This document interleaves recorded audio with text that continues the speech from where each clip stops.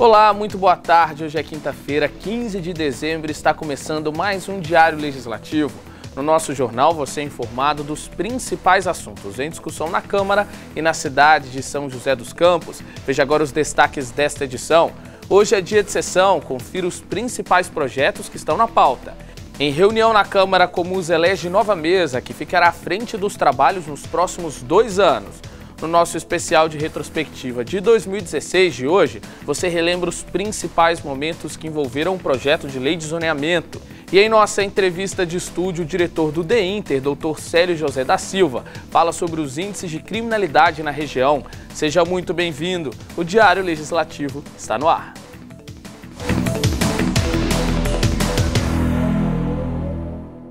Hoje é o dia da última sessão plenária do ano e a pauta de votação é extensa. Agora você confere um resumo com os principais projetos. A pauta da última sessão do ano é longa, tem 125 processos para apreciação dos vereadores, entre projetos de lei, de decreto e resolução, além de redação final e vetos da Prefeitura a propostas aprovadas em sessões anteriores. Por isso, a sessão começa mais cedo, às 2 da tarde. Em rito urgente, o primeiro item a ser votado é o veto total da Prefeitura ao projeto da vereadora Dulce Rita, que determina a fixação de cartazes informando os telefones do Conselho Tutelar, da Delegacia de Proteção à Mulher, à Criança e ao Adolescente nas escolas públicas e privadas do município. Ainda segue em rito urgente o projeto de lei encaminhado pela Prefeitura, que inclui na composição do Conselho Municipal de Segurança um membro do Conselho Municipal de Saúde. Daí entram 5 redações finais em rito prioritário e, na sequência, 118 propostas em rito ordinário.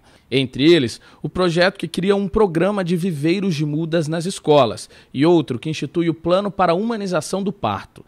Ainda está na pauta a proposta que obriga hotéis e pousadas a terem dormitórios adaptados para pessoas com deficiência. 3 projetos tratam de competições esportivas no município para pessoas com deficiência e idosos. Os idosos ainda estão representados em projetos que tratam de um programa de moradia e autorização para a Prefeitura comprar vagas em instituições privadas de longa permanência. Também estão na pauta propostas para a preservação ambiental, como a instalação de telas nas bocas de lobo para impedir a entrada de lixo e a implantação de um programa de prevenção a incêndios e de proteção das APAs e parques municipais. Na causa animal, deve ser votada a proposição de um cemitério público para animais e a punição com multa de maus tratos, além da proibição de transporte de carga por tração animal como carroças. Outros projetos visam fornecer passe para as crianças no transporte coletivo e também para os jovens que prestam serviço militar, além de criar um banco municipal de alimentos e incluir orgânicos na alimentação escolar. A pauta completa você confere no site da Câmara. Lembrando que a sessão foi adiantada e começa às 2 horas da tarde, com transmissão da TV Câmara ao vivo a partir da 1h30.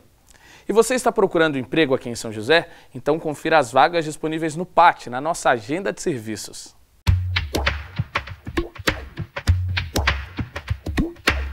O PAT, Posto de Atendimento ao Trabalhador de São José dos Campos, tem oportunidades de emprego em diversas áreas. As vagas disponíveis são para ajudante de obras, assistente de vendas, gerente e coordenador de estoque, representante comercial, supervisor de vendas e teleoperador.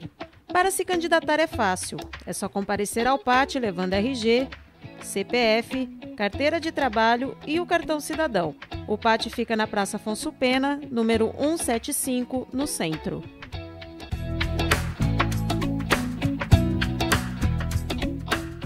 Vamos agora saber como fica o tempo na tarde desta quinta e também amanhã, sexta-feira.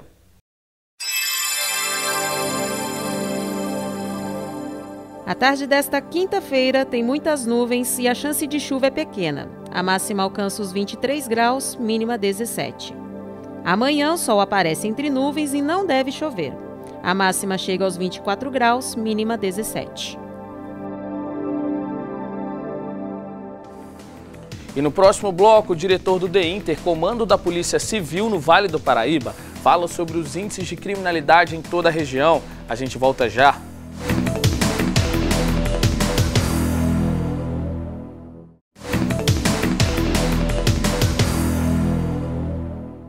Olá, estamos de volta com o Diário Legislativo. O diretor do DEINTER, Dr. Célio José da Silva, conversou com a repórter Vivens Catolin em nossa entrevista de estúdio sobre os índices de homicídio em toda a região. Confira.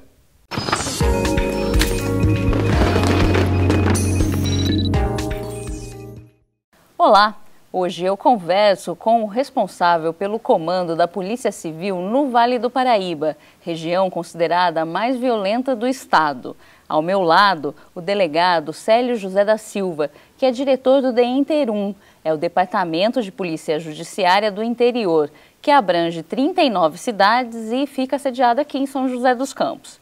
Obrigada pela presença aqui no nosso estúdio, viu? Eu que agradeço pela oportunidade para que nós possamos falar do nosso trabalho, que nós temos feito. Nossos índices de criminalidade, né? Neste ano, de janeiro a outubro, 378 vítimas de violência, 354 homicídios, 24 latrocínios, né? Somando 374.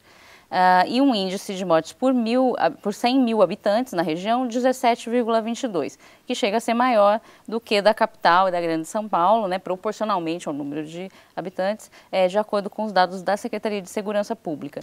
Apesar desses números aí que sempre são mostrados como um ponto negativo, e realmente eles perturbam um pouco, mas nós temos muito que mostrar da Polícia Civil, do esclarecimento dos casos que acontecem, porque a Polícia Civil ela só entra depois que o crime ocorre.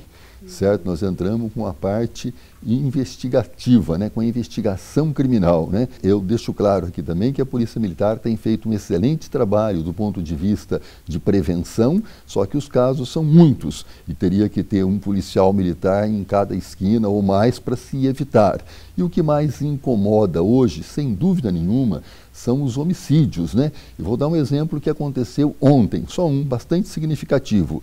2 irmãos brigaram em Cruzeiro e um matou o outro. É impossível para qualquer polícia do mundo prevenir um crime desse. A polícia tem feito o seu trabalho dia a dia, prendendo-se mais. Na última operação que nós fizemos, há 2 semanas atrás, nós, num dia só, prendemos 150 pessoas, 27 prisões em flagrantes delito. Em novembro, nós tivemos uma redução em diversos índices. Outubro foi o pior mês em tudo, certo? Os números extrapolaram mesmo. Enquanto em outubro nós tivemos 43 só homicídios, em novembro tivemos 33, comparando um mês com o outro, certo? Então, isso em furtos de veículo, em roubo de veículo, também tivemos decréscimo, né? Não posso afirmar que isso seja uma tendência. Nós acompanhamos diariamente os indicadores, certo? Até para direcionar o policiamento, né? A investigação, no caso nosso, e a Polícia Militar para direcionar o policiamento ostensivo. Agora, não se dá para comparar com as outras regiões, porque nenhuma outra região tem os problemas que nós temos. Nós somos uma região peculiar em todos os sentidos. Primeiro que nós temos a conurbação muito intensa aqui. Jacareí, São José dos Campos, Caçapava, Taubaté, Tremembé e Pinda praticamente emenda numa única cidade, interligada, entre aspas, pela Avenida Presidente Dutra.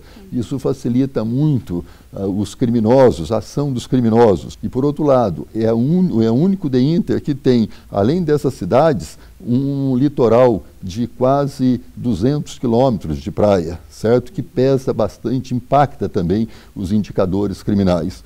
E esse ano tem sido um ano muito mais difícil, porque quando tem queda de emprego e queda de massa salarial, necessariamente e historicamente você vai ver que isso impacta também em todos os indicadores. É isso que nós estamos vivendo no dia de hoje. Mas a Polícia Civil está trabalhando muito, tem esclarecido demais. O número de esclarecimento em termos de homicídio aqui em São José chega a 70%, quase 70%, em outras cidades um pouco menos, certo? Então, a polícia tem feito o seu trabalho de uma forma até bastante heróica. Mas nós temos certeza que o trabalho da polícia só não vai resolver esse quadro.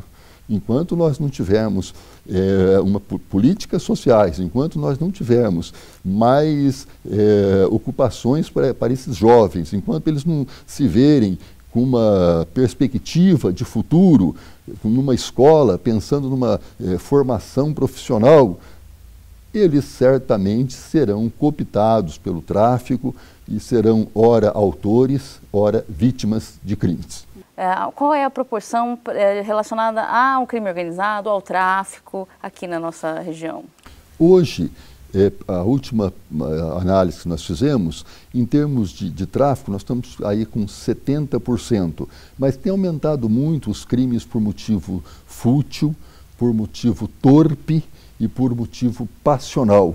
E esse zoom tem aumentado muito. Você veja bem, se em outras regiões também existe crime por tráfico, mas esses outros crimes, eles não são tão numerosos como são os nossos aqui. E para solucionar os casos, né, com que a polícia conta? Com o departamento de inteligência, o setor de inteligência, com denúncia da própria população, com tecnologia, com trabalho integrado? Tudo isso, certo? Tudo isso. Certamente nós temos uma equipe de homicídios muito boa, nós temos uma DISE que trabalha muito bem, está sempre investigando, fazendo interceptação, nós recebemos inúmeras denúncias anônimas, certo? E estamos trabalhando e isso surge resultado mesmo. Aliás, a gente quer, inclusive, incentivar o pessoal a denunciar mais, porque aquele que está num bairro percebe movimentação diferente, então ele pode ligar, porque de maneira alguma ele vai ser identificado, não existe a menor chance de ser identificado e vai ter mais segurança na sua região. Eu agradeço novamente a presença, doutor Célio. Bom, nós vamos ficando por aqui, até a próxima.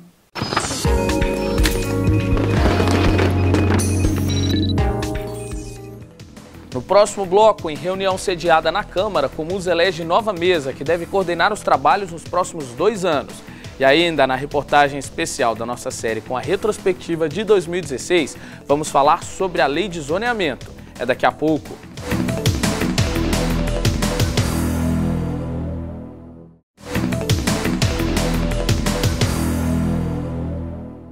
O Conselho Municipal de Saúde, na última reunião do ano, sediada pela Câmara Municipal, elegeu a nova mesa que vai ficar à frente dos trabalhos para os próximos 2 anos. Confira.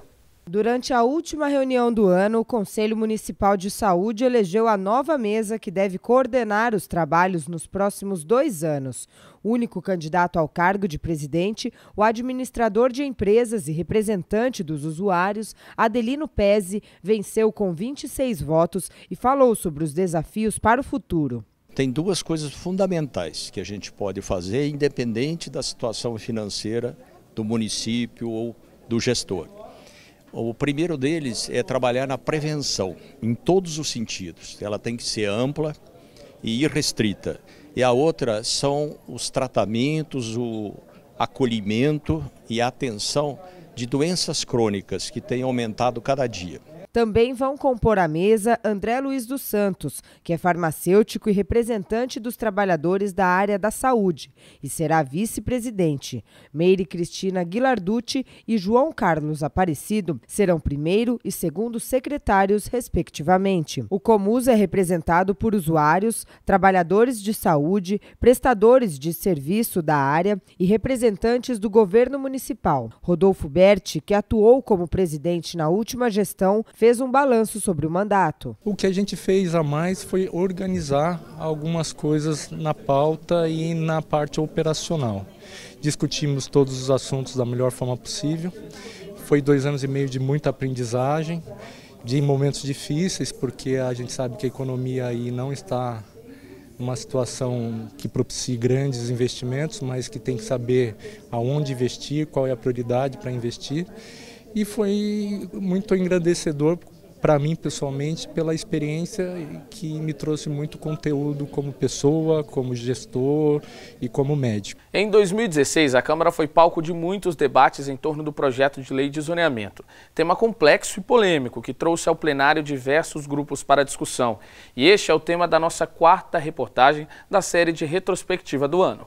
Em 2016, a Câmara retomou a discussão sobre a nova lei de zoneamento, encaminhada pela Prefeitura no ano anterior. Essa lei define como o solo pode ser usado em cada região da cidade, como, por exemplo, que tipo de construção um bairro pode ter, se é permitida atividade comercial ou industrial. Por meio do programa Câmara Presente, o Legislativo realizou reuniões públicas abertas à comunidade com a participação de vereadores, representantes da Associação dos Engenheiros e Arquitetos, advogados da OAB da cidade e Defensoria Pública. Foram realizados 5 encontros em Eugênio de Melo, Vila Industrial, Santana, Esplanada e Urbanova. Os moradores puderam tirar dúvidas e fazer sugestões. Os vereadores se reuniram ainda com defensores públicos preocupados com a retirada das áreas de interesse social dos mapas anexos ao projeto.